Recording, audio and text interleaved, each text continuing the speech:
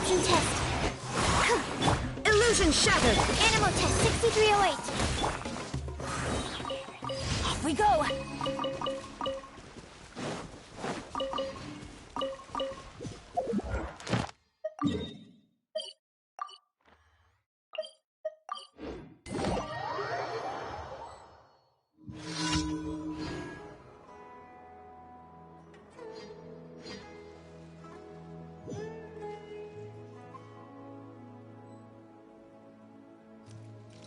Adventure time!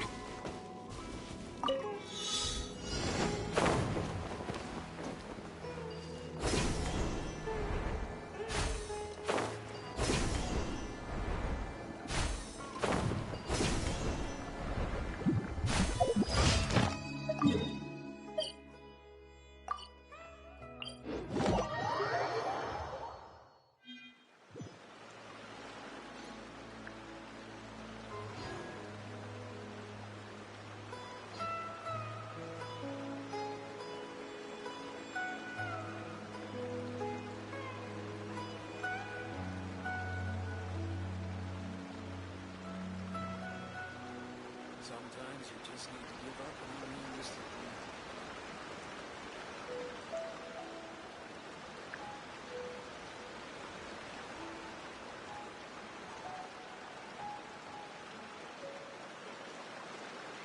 Oh, ow! Where did that come from?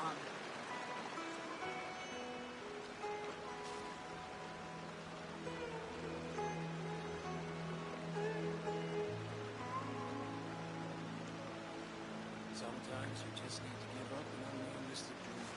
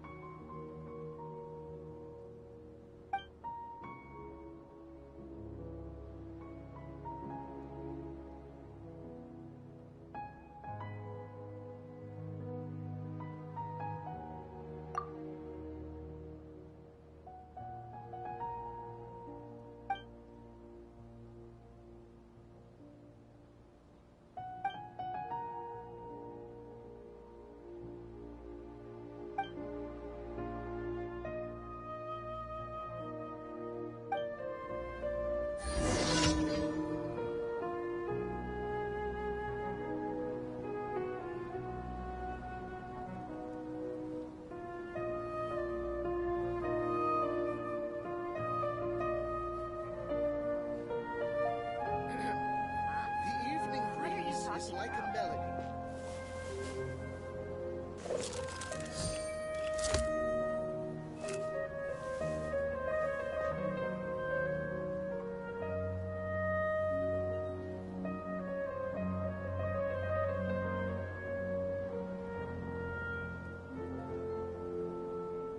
Huh? What are you talking about? The evening breeze is like a melody.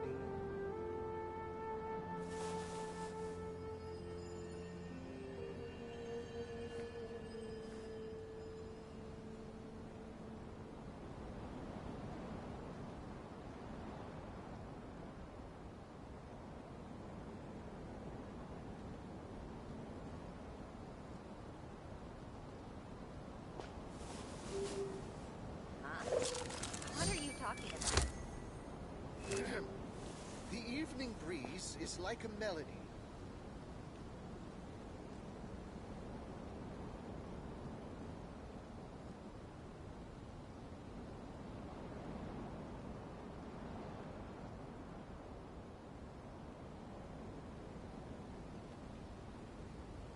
I got a new letter from an informant.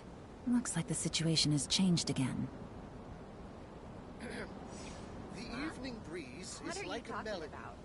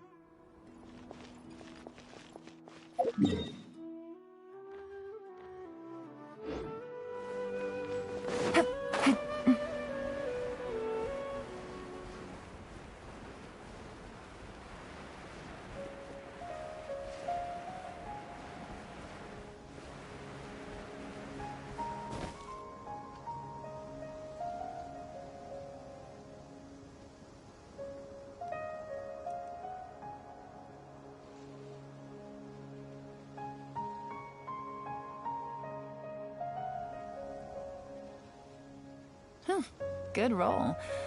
Alright, maybe I'll take one more day off, and knock out the rest of the work once I'm feeling up to it.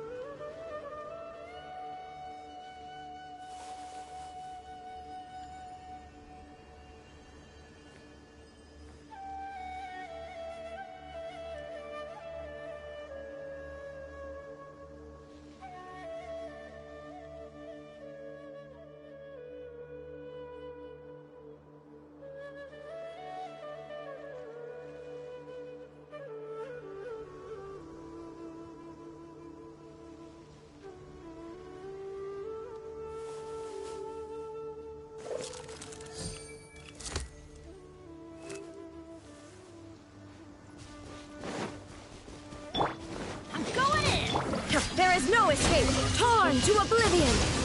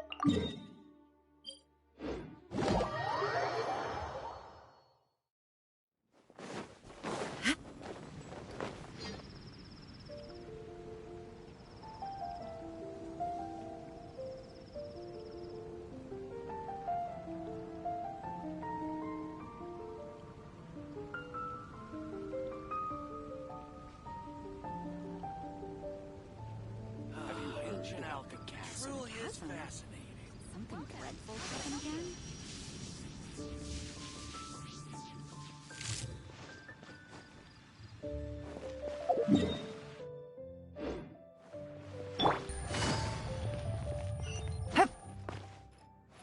Add Astra.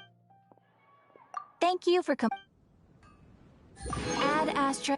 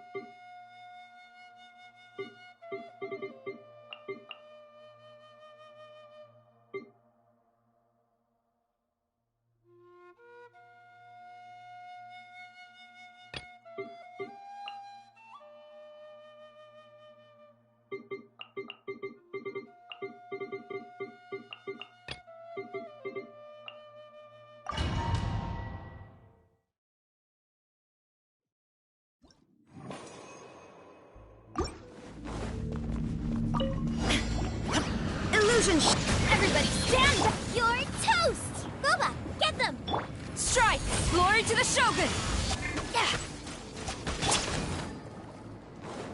There is no escape! Inazuma shines eternal!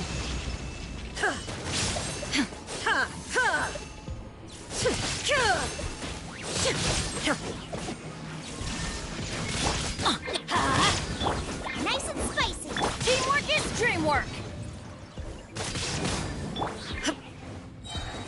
Shine down! Flash! No turning back! Help! My dinner isn't to eat this! Out of the frog, There is no escape! Torn to oblivion!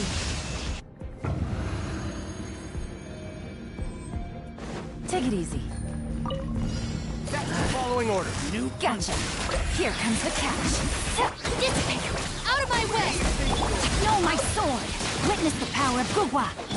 Judgment! Lights out. To apply. Our bond is strong! You can't run! I'll settle this! Really? Things are about to get dicey. Shiver! No, my sword! Let me weave you a verse. Huh? Stand with me! Game's up. Fun's over. Out of my way! You want this? Punishment! You want this? I'll be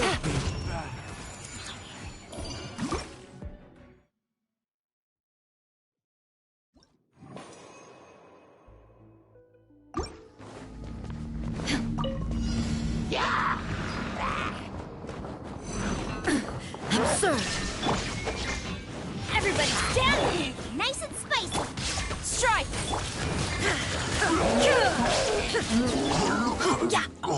Let's light it up!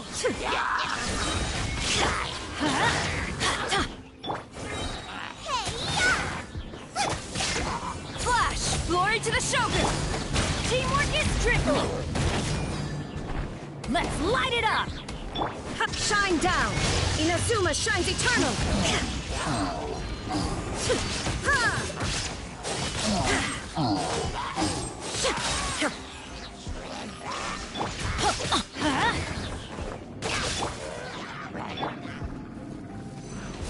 I'm going in! Out the frying pan, into the fire!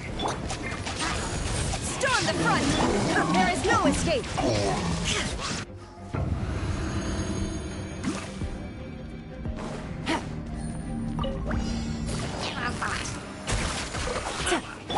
You can't run!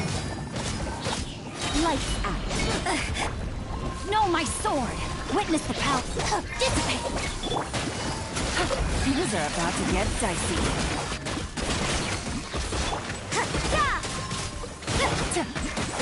Lightning terrified! Busted.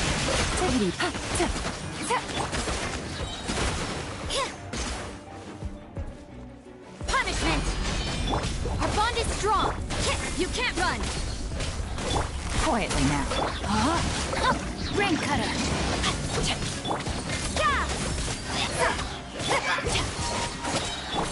Here comes the catch. I'll settle this! Shiver!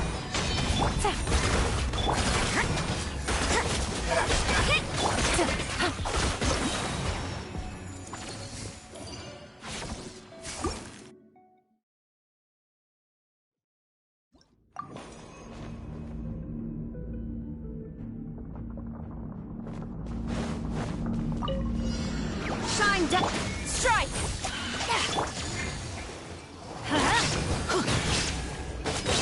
Nice and spicy! Teamwork is dreamwork! Quiver! There is no escape! Now you shall perish!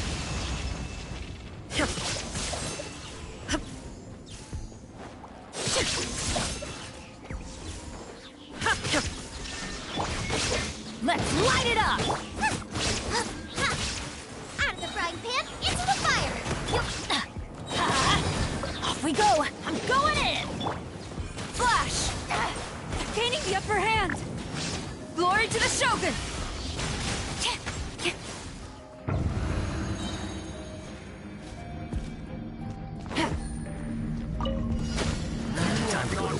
Busted. Things are about to get dicey. Stand with me! Not good! Witness the power! Gotcha. Lights out. Lightning terrified!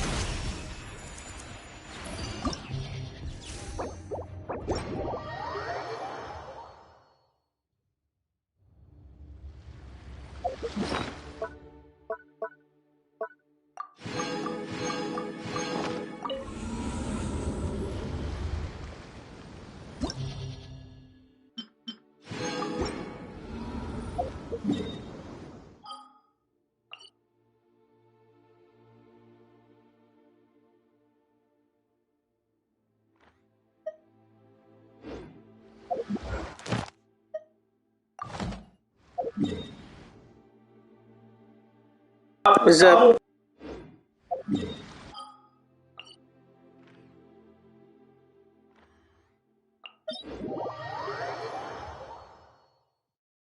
Take it easy.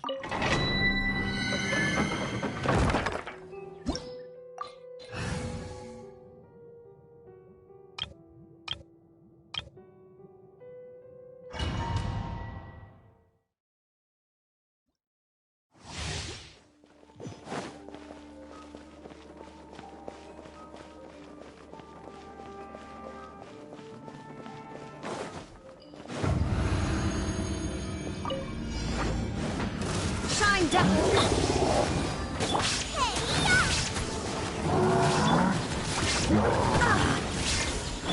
Let's light it up! Gather! I will have order! Everybody stand back! Inazuma shines eternal! Let's light it up! Order guide you! Boba, get them! You're toast! Illusion shattered!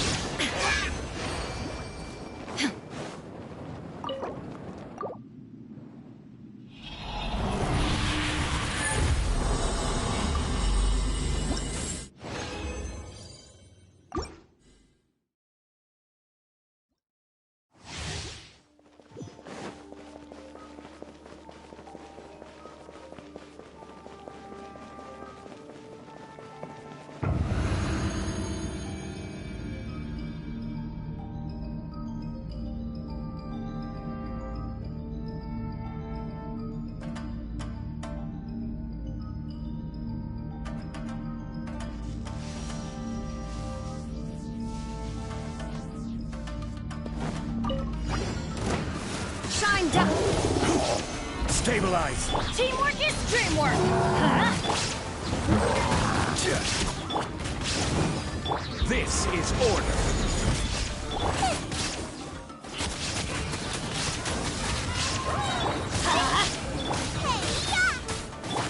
There is no escape! Now you shall perish! Ha!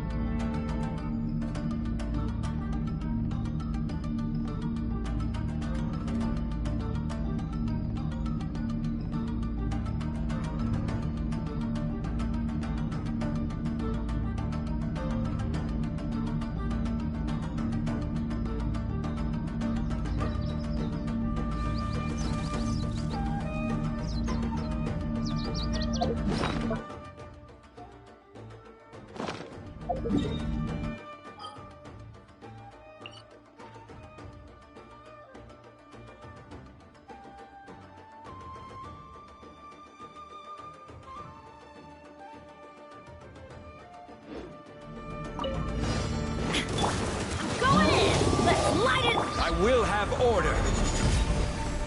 Gather! Nice and spicy. You're toast. Torn to oblivion!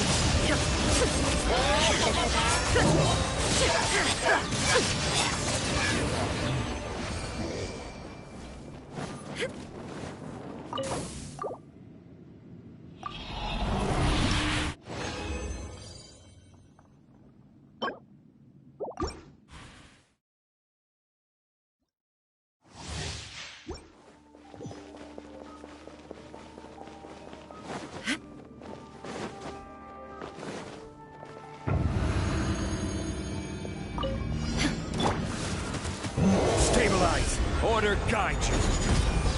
Shine down! Teamwork is dreamwork!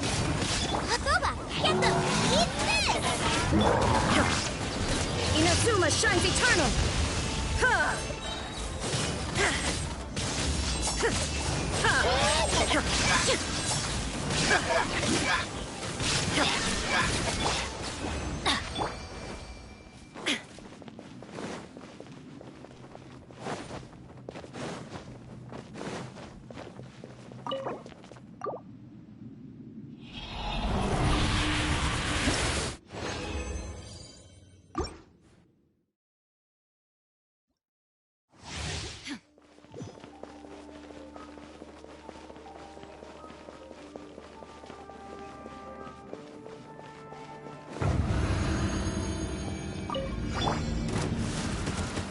Gather! I will have order! I'm going in! There is no escape! Thanks. You're toast. Torn to oblivion! This is order! Stabilize!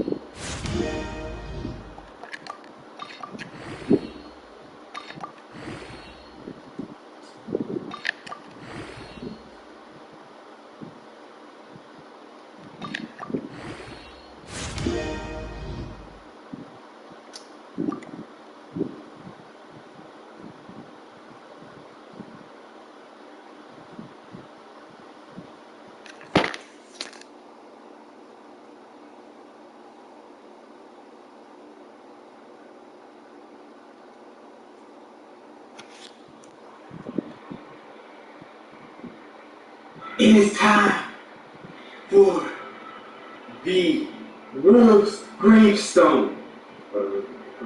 Okay? Versus the Black Flip. And no, this is not.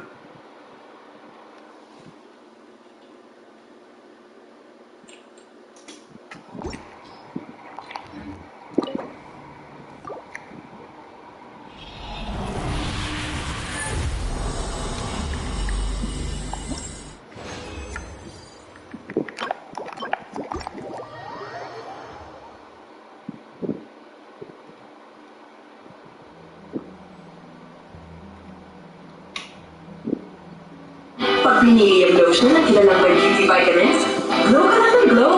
Kaya mag-Myra Vitamin Lotion. Powered by 5 essential beauty vitamins. Healthy kinis na, healthy glowing pa. Saan ka na ba? Mga sikas barbecue mali, 80 pesos sulit pa. Pero yung 80 pesos na ang isa yan, pare, pero sobrang dami ng matitimpla. Isang pack lang ng ganyan, 1/4 na. When you think of the strongest character in Genshin, who's the first character you think of? Maybe you think of a damage dealer like Hutao or Ayaka, or maybe the first thing that comes to mind is a support character like Bennett. There are over 50 characters on the Genshin Impact roster now, and each of them feel as though they have some role to play in some niche. There's plenty of flexible characters like Fischl, Xingqiu, Bennett, Sucrose, and tons of other units overall, and there's also many niche units like Sara, Goro, Candace, Toma, and many more. These units all have something in common, too, maybe you've noticed. The first group, the flexible one, all has multiple things going on in their kit. They all provide some source of damage, yes, even Bennett, and they all provide a party utility that has made them valuable in tons of different teams, whereas the more niche characters also have a few things in common. Sure, their damage is all lower than the first batch of supports we saw for Genshin, but they also are meant to be played with very specific elements or teams. The biggest thing that they have in common, though, they are all newer units to Genshin Impact, being released long after a meta was established. When Sumeru dropped, players took their first stab at switching up the meta, with an entirely new element introduced and tons of new reactions that you could argue are a little bit more complicated than the previous ones. There is a lot of room for new creativity, and this is all while attempting to keep the game fairly balanced. But unfortunately, on their quest for balancing the game, they ended up not finding ways to innovate outside of creating extremely niche characters. That said, niche isn't always bad. A lot of the time, it just enforces or strengthens a new playstyle, which can always be really fun. But there also is such a thing as too niche, and now that we have Nilo, it's about time that we talk about that. The meta in Genshin is pretty consistent. The first batch of characters had some 4 stars that absolutely stood out just due to the insane utility and damage they provided. Xiangling is the premier free-to-play pyro DPS. She applies an insane amount of off-field pyro and damage, and Xingqiu gives damage reduction, healing, and enables pyro through fast hydro application. Along with Bennett, they form the core for National Team, which is known to be one of the most consistently good teams for free-to-play players. Now, if you groaned when I mentioned National, you might be part of a growing portion of the player base that's pretty tired of running the same meta teams over and over. Almost every hydro in the game can fit into a Xiangling team, because Xiangling and Bennett and Sucrose are such an insanely broken combination that just the tiniest bit of hydro, whether that character is vaporizing their own hits or allowing Xiangling to vape, can be enough to push that team over the edge. And to be honest, you might not even need that hydro. So why is it that the same teams never get replaced? The meta will likely always revolve around some sort of elemental reactions. That's a given. Unfortunately, though I see tons of comments on every single video I include National in telling me to find something new or original, there is no way to replicate a vape team effectively without National. Toma does not deal enough damage or apply enough pyro to vaporize with. Yoimiya's burst has been specifically made to not allow your hydros to vape and to only allow Yoimiya herself to vaporize. If you choose to use Barbara instead of Xingqiu, you're intentionally making your characters and teamworks. If you want to see new vaporized teams, if you want to see Nilu's vape not use Xiangling and Bennett to carry her, Polyverse would need to introduce characters that are good enough to allow that. but they won't. In an attempt to not power creep the game, Hoyoverse is making new units more niche. They don't want anything to be stronger than National. If they release another character that deals high damage like Xiangling or can enable forward bait on her level, there's potential for the game to power creep, leading to them having to make more difficult content to keep up, resulting in both an unhappy dev team and an unhappy player base. It's not that meta players aren't creative or that they just haven't figured out the next best thing, it's just that the necessary tools to improve upon the meta or to change things up do not currently exist. Now, niche doesn't always have to mean bad. Usually when a niche is forced, that's Hoyoverse's way of trying to get the community to play a different way from the established meta. And sometimes, if you have everything you need to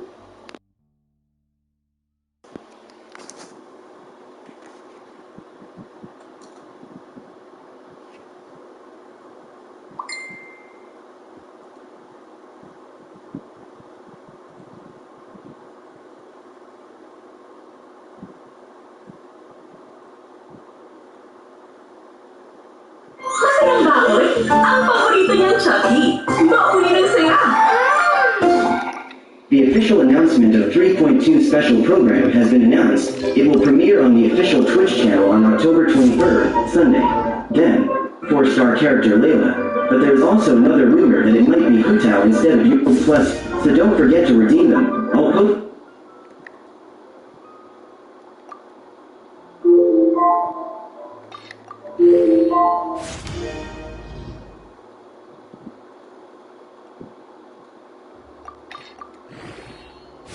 For that niche, it can be good enough to compete with meta teams. That's true in Nilou's case as well. Nilou, while being extremely limited, does perform well within her designated space. That said, in both my opinion and the opinion of many other random users on the internet, Nilou's design is problematic. As I stated before, niche does not equate to bad. Usually, it just means that the character is limited in uses. At the end of the day, even niche characters can be played wherever, and in my opinion, that's what makes Genshin an incredibly fun game. Using Sarah instead of Bennett in a non-electro quick-swap team, playing Pyro or Hydro Kutsun just because you can, are both examples of things that aren't necessarily optimal by any means, but are still possible because even though Sarah and Candace are niche, they aren't so limited that the game doesn't allow you to play them with anyone else. Their standard kit effects work with anybody, and you can slot them into a team at any time. Nilou, however, suffers from restricted kit design. Her niche is so limited that they wrote out an entire line of text to tell you that she cannot be played in other ways, and if you try, half of her kit will just deactivate. With Goro, you gain buffs based on how many Geo characters are in the team. But if you run Bennett or a non-Geo DPS in your team, you still get those buffs. The teams might be a little weird and maybe a little impractical, but at the end of the day, the character is still completely functional. If you try to run a non-Hydro or Dendro character with Nilou, you are quite literally losing out on half of Nilou's kit. While she is incredibly strong in her niche of blooms, this restriction combined with a limited Dendro roster and a small 4-star Hydro roster makes her an extremely expensive character to get a lot of value out of. Sure, you could use Barbara, but it would be much easier and more lucrative to use Kokomi. Nilou's niche forces her into a position where you have to hyper-invest into her teams to make her close to as good as some other meta teams. And if you even try to be creative and find workarounds or new playstyles for her, she just turns off. Imagine how much more fun Nilou could have been with an Animo or Cryo unit. Enemies are going to move apart in Abyss after a future banner because they just moved them closer to sell Nilou and Bloom teams, so having grouping could be amazing. It could make her future-proof. Having a Cryo could allow you to have different Dendro and Hydro character options for your teams as well, just due to how elemental gauges work. All in all, if Nilou didn't have that passive that completely disabled her if you try to be creative, she would be a significantly more fun unit to build around and experiment with. There have been many changes to the philosophy and design of Genshin throughout its time, but a big one has been character kit design. While it is absolutely important and fun to design completely unique kits every time, the more characters that exist, the more niche characters and kits will have to get in order to be unique. Quite frankly, I'm kind of terrified for the future of Subaru characters like Dia, and forgive me for my pronunciation, I'll hate them. At one point during early development for Genshin Impact, Hoyoverse, or MiHoYo at the time, mentioned that their characters are the content that they want to produce. Obviously they care about the story, the world, the combat, and everything else, but they wanted to put the focus on the characters, because ultimately that is the content that's cheap.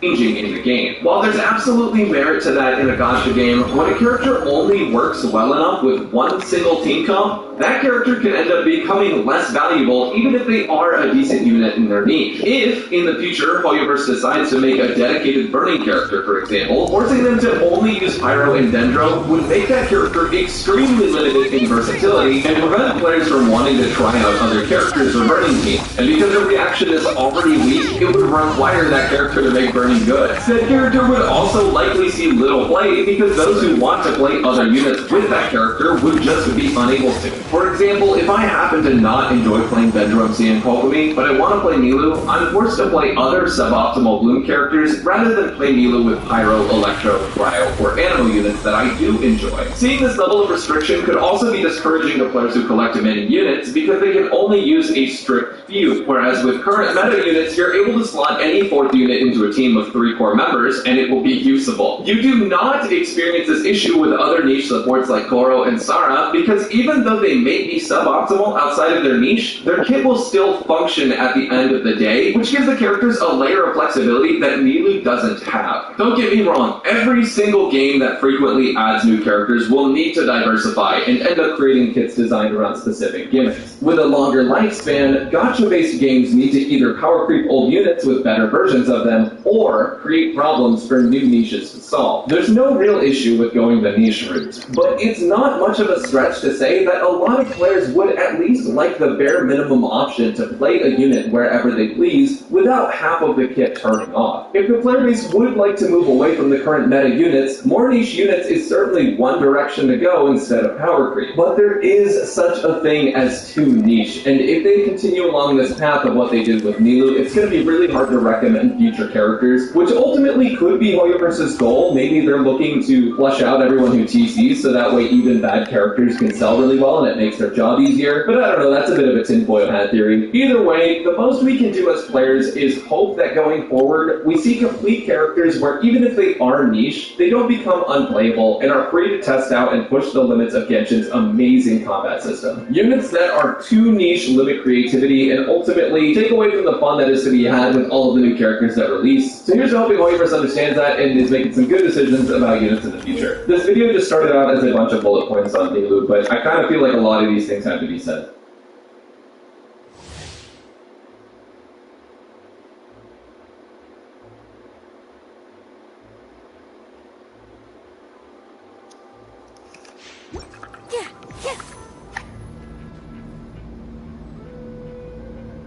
Defensive class in the game, as not only do they make up for your mistakes in gameplay, but they also don't subject you to getting knocked around or increasing your DPS. This is exactly important in the case of certain characters who cannot afford to get knocked around. They mistype something, or they just can't afford dodge, or they are easily susceptible to damage. These characters need shields to function, but the roster for good shielders, and I said good shielders, thank you. However, the roster for good shielders is incredibly small, as there are only 2 choices. But not anymore, kids. Welcome Layla, the newest shielding and quite a monstrous one at that. But before we continue talking about her, I just want to say, if you like my content, please like the video and hit that subscribe button. Now back to it. Layla in her entirety is a cryo shielder with high single target cryo application. Layla has mostly HP scaling with some minor attack scaling on the side. Her elemental skill has her cast a shield around herself and it summons a star once every 1.5 seconds. If another character uses their elemental skill, 2 stars will be summoned. After she summons 4 of them, the stars will fly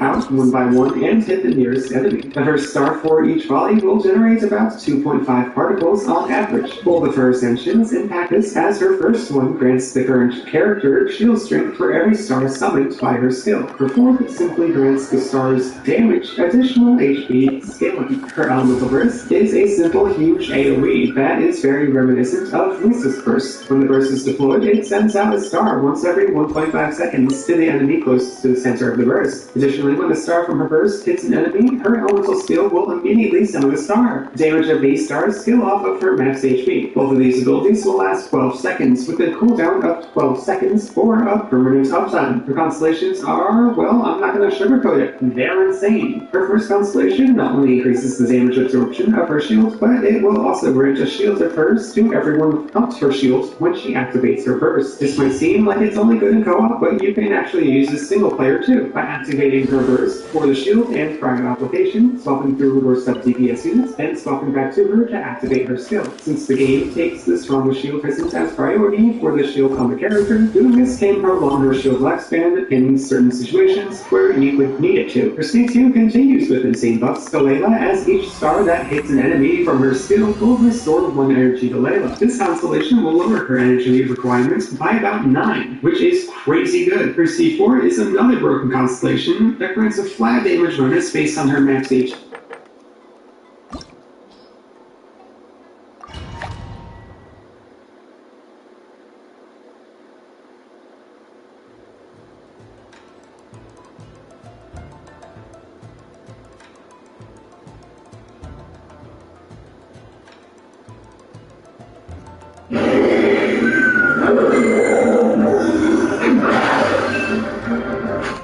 有道是峡中三尺水，无盘整龙骨，运河为界，不会冒险。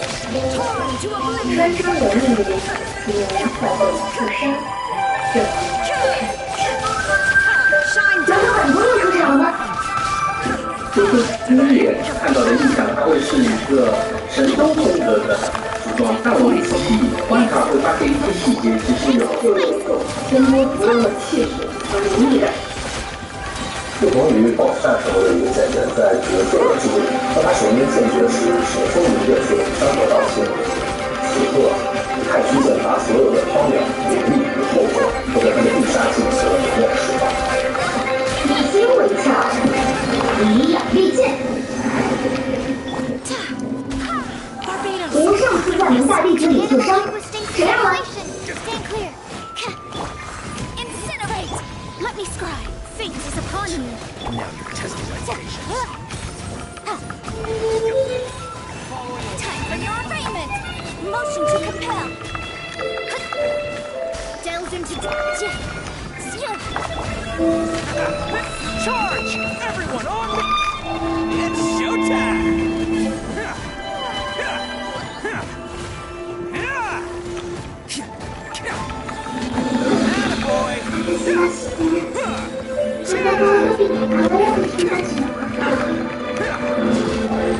Coming through.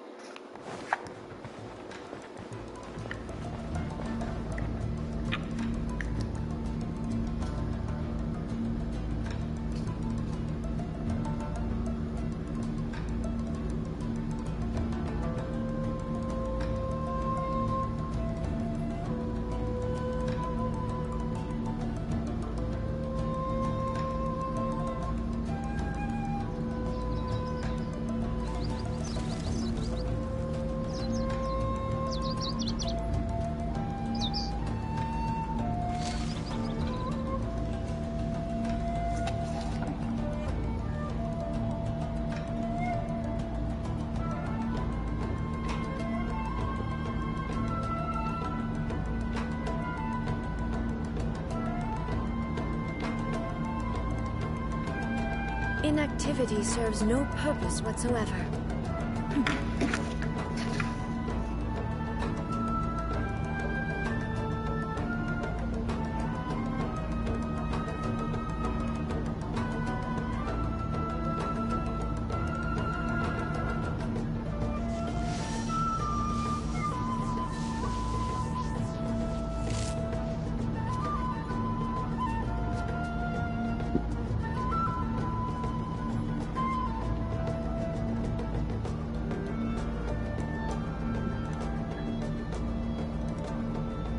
The world remains constant over the centuries, but human life is like the dew at dawn, or a bubble rising through water. Transitory.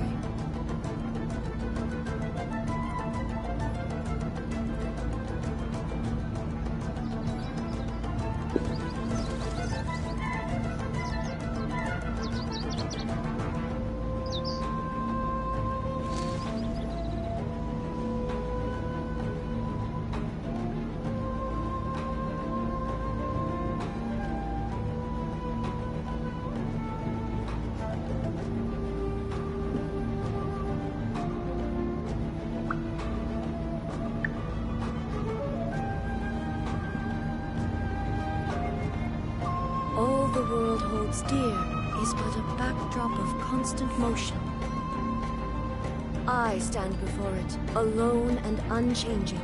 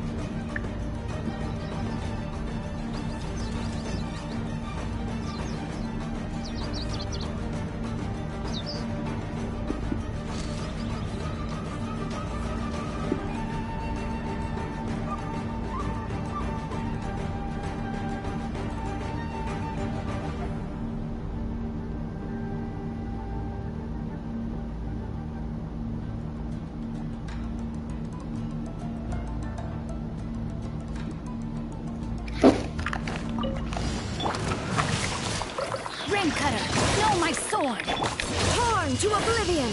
Shine down!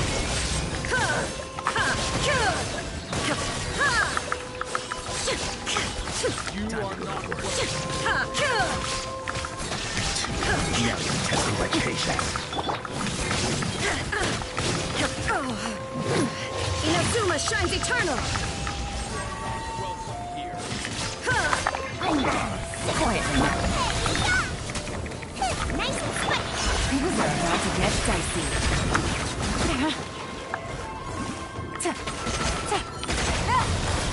Gotcha.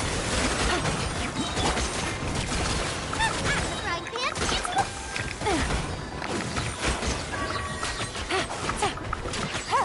Quietly now. Here comes the catch. You're toast! Nice and spicy. Enhanced animal module 75. Absorption test. I swear by my sword! Go and flash! Delve into destiny, decided by death. Breath of the flame. Boom! Charge! Everyone on me! Oh, coming through!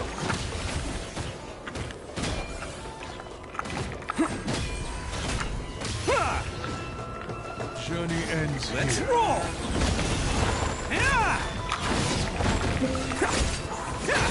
Lord of Sand, your sacrifice is ready. Embrace the storm! Who wants some of this? Where do you think you're going?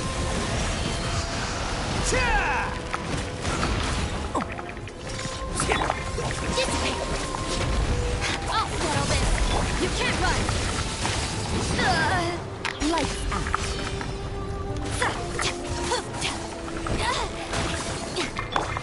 Illusion shattered! Witness the power. Go on. Know my soul.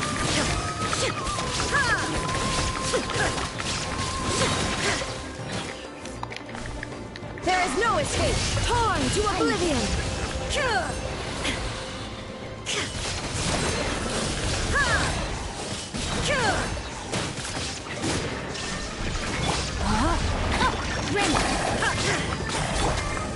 Gotcha.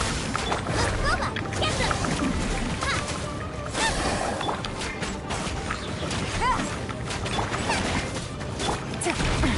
Guts quietly now.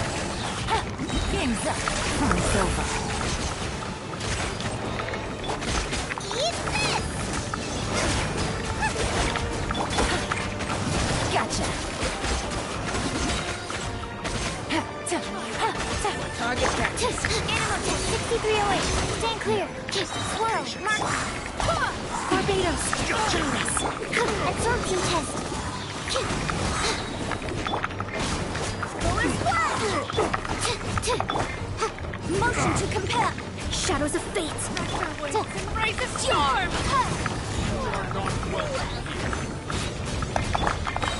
Attaboy! Charge! Press the advantage! It's showtime!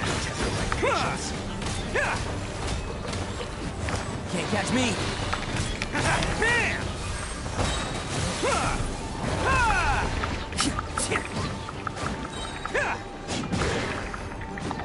Who wants some of this? Attaboy!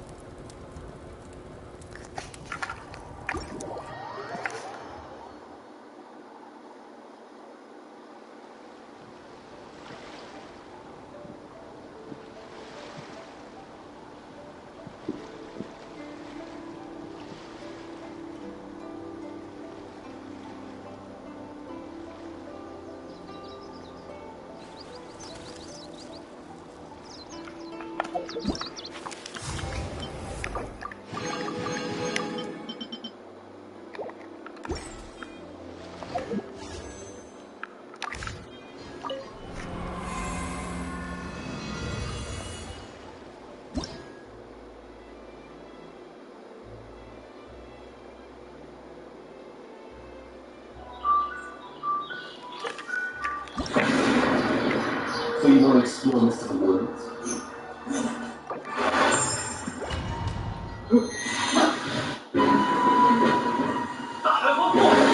Okay, so if I would have only seen the Gamescom trailer of this game, I don't think I was gonna make a video on it. I was much if assessing this is the open world about like travel, combat, personal games, touring legacy of Identity Pro, which some can learn that is will meet people for months ever, so they can become.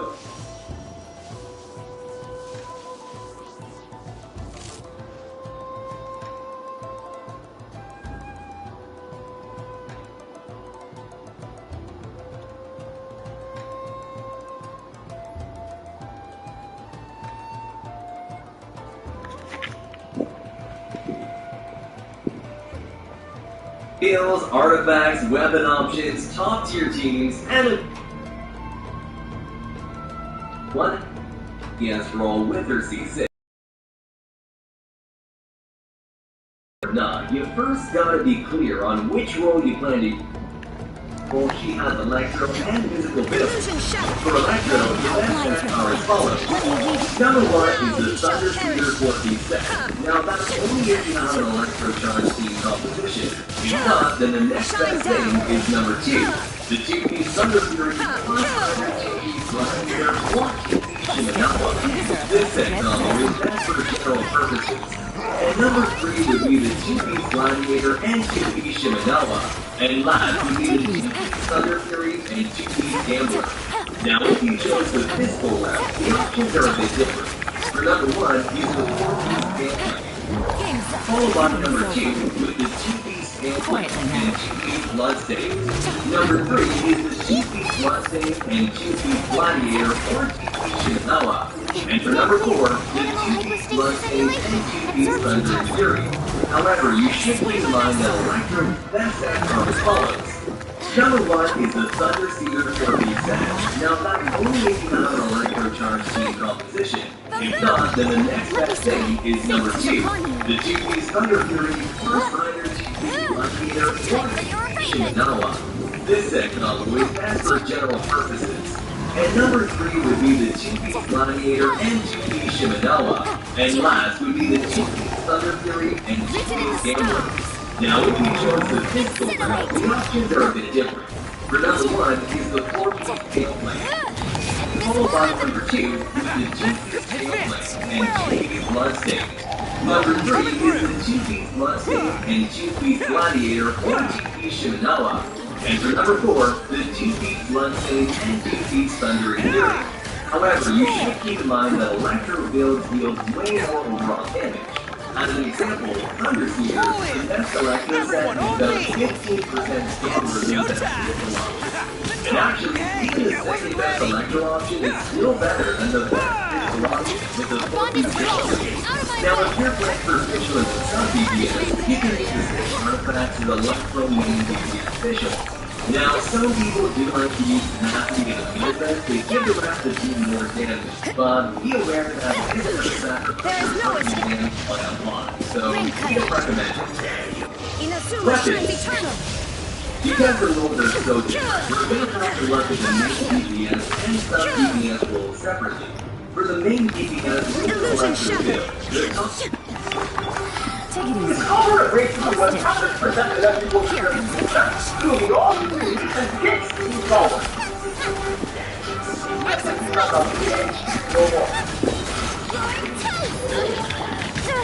Abang, saya jangan beli sekolah global. Aku tak bisa bersesuatu off on this particular one. And at the same time off on the other. 100% legit and lights over the platform here at Largo. By 4-star, Thunder and Skyward Fox in that order. If you manage to get your hands on any of these weapons that are 1 or higher, then simply do it. The next weapon class, however, is kinda iffy. That's the Super Death and Hunt, Prototype Pressure, and Blacksmith Warbow, all at R5. So technically, if you fulfill the condition that their compensators for damage to be discussed, but in many situations where it counts, let's just try a bit.